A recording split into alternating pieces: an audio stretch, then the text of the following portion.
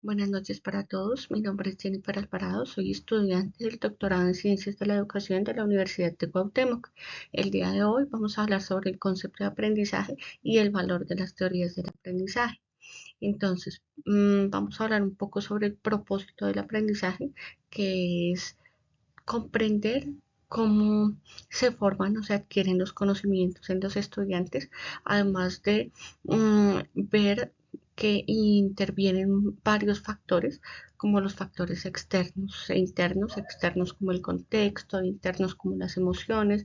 Además, vamos a hablar de la aplicación de esto en la enseñanza, cómo influye en nuestra práctica docente y vamos a reflexionar un poco de nuestra práctica como tal. En cuanto al aprendizaje, se dice que es un proceso de cambio. Este proceso de cambio es un proceso de cambio que es duradero, que se da gracias a la experiencia, a la interacción con otras cosas y que implica no solo conocimientos, sino también habilidades, valores e inclusive actitudes que se pueden desarrollar en todo este proceso. Según Gallardo y Camacho, dice que implica valores, actitudes y que pueden mejorar al estudiante en su manera profesional, social y personal en cómo se desempeña. Viéndolo desde el planteamiento de Jung en su documento del 2012, el aprendizaje no solo implica el conocimiento y esas transformaciones, sino que también implica cosas más internas como el estado de ánimo, la motivación y cosas externas como el ambiente, el contexto, inclusive la conducta. En los tipos de aprendizaje, quisiera presentar como cuatro grandes que son los que más me llaman la atención porque hay muchísimos tipos de aprendizaje.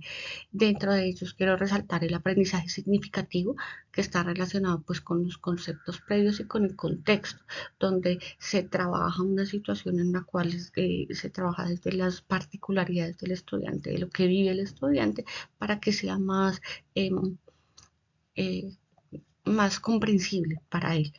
Otro gran grupo sería por descubrimiento, donde se da la exploración a través de la resolución de problemas, el aprendizaje mecánico, donde se basa en la memorización, y el productivo, donde se trabaja sobre la reorganización de conceptos previos.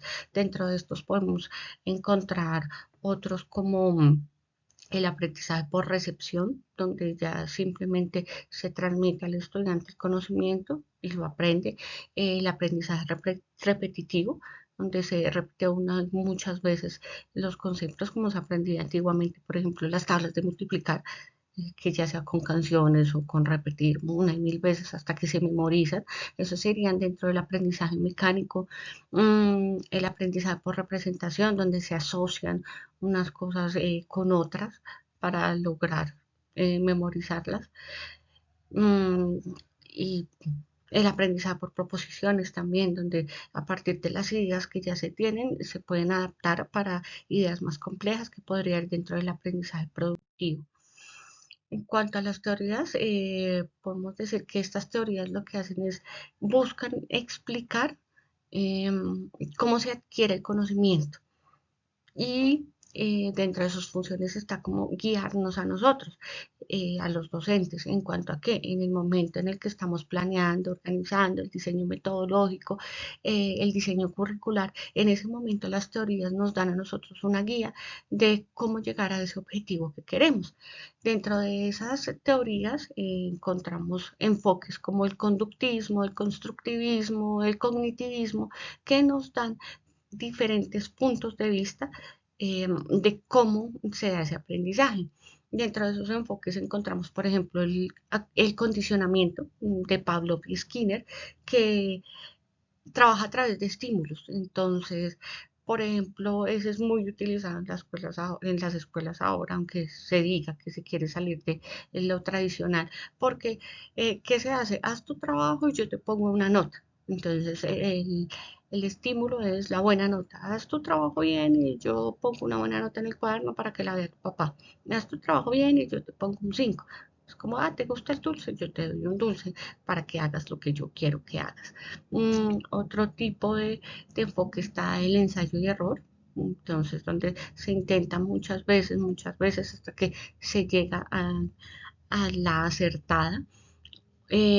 O el constructivismo, que se trabaja por Piaget, Vygotsky, Auswell, donde se enfatiza en incluir al estudiante en la construcción de ese conocimiento, donde se busca, eh, el docente busca incluir al estudiante y ponerlo en una situación que sea cotidiana para él, donde él logre poco a poco llegar a la construcción de ese conocimiento. ¿Por qué son importantes estas teorías? Bueno, porque primero nos van a ayudar a dar un horizonte, nos orientan, nos dan ese camino, esa guía que nos sirve a nosotros para organizar los criterios que vamos a trabajar para lograr ese objetivo en la enseñanza que queremos. Aparte, también nos ayudan a comprender cómo aprenden nuestros estudiantes y además nos ayudan a facilitar la selección de esas herramientas que nos sirven según lo que necesitemos. Y por último, integran la teoría con la experiencia, con lo que se puede dar en el aula.